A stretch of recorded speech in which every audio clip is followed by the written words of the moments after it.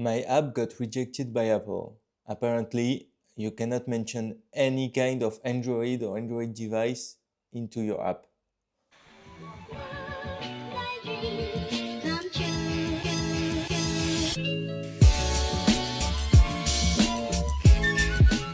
So, the first issue with the app was this. Normally, the paywall appears perfectly and it works fine.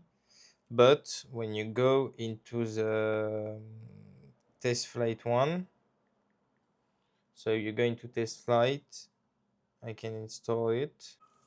So after entering the password, I clicked on connect. I'm gonna log in. So this should work fine. So when I go into my account, payment and account, boom, the app crashes. So that's what I'm gonna need to fix.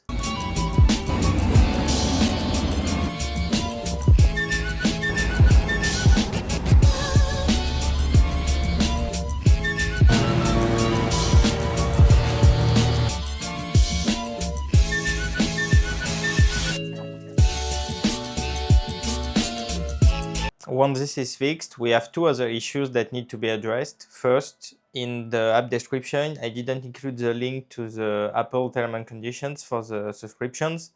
And also in the app, apparently you cannot redirect to the Play Store even if it's for the same app but on Android. So I needed to remove any mention of Android in the app. So that's what I'm gonna do. I'm now waiting for the CI/CD to complete before being able to push a new version to Apple. So I'm gonna wait and take a little break. While GitHub is doing its thing, I'm gonna watch a bit of tutorials on YouTube on how to do motion design in DaVinci Resolve because I'd like to do some explanation or some tutorials with motion design so I can illustrate my point. So if anyone have good tutorial to suggest, drop them in the comment below.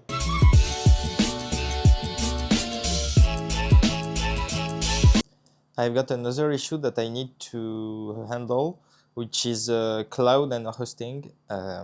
Since I've gotten 1000 credits from AWS, I started with this.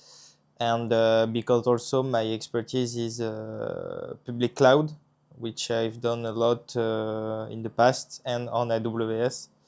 So let's take a look at the bill. If we look at the bill, we're approximately at 121 USD per month.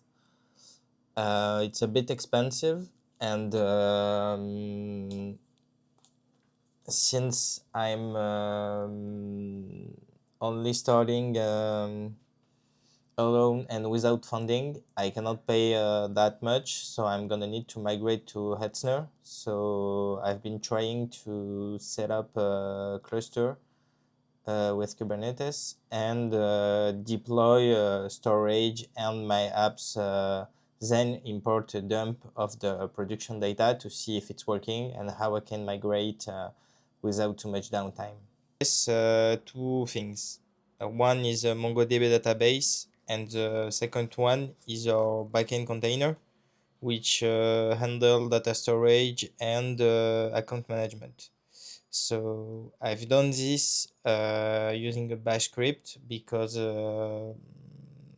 I've started using Argo CD a long time ago for this project, but it's a bit much and a bit complicated, so a bash script will do the same result but will be easier to maintain and will be able to, and the community will be able to extend it more easily.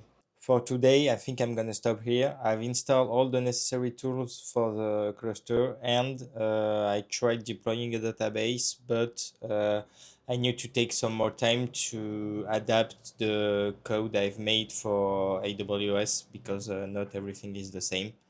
So I'm gonna do that tomorrow and I'll see you then. Bye.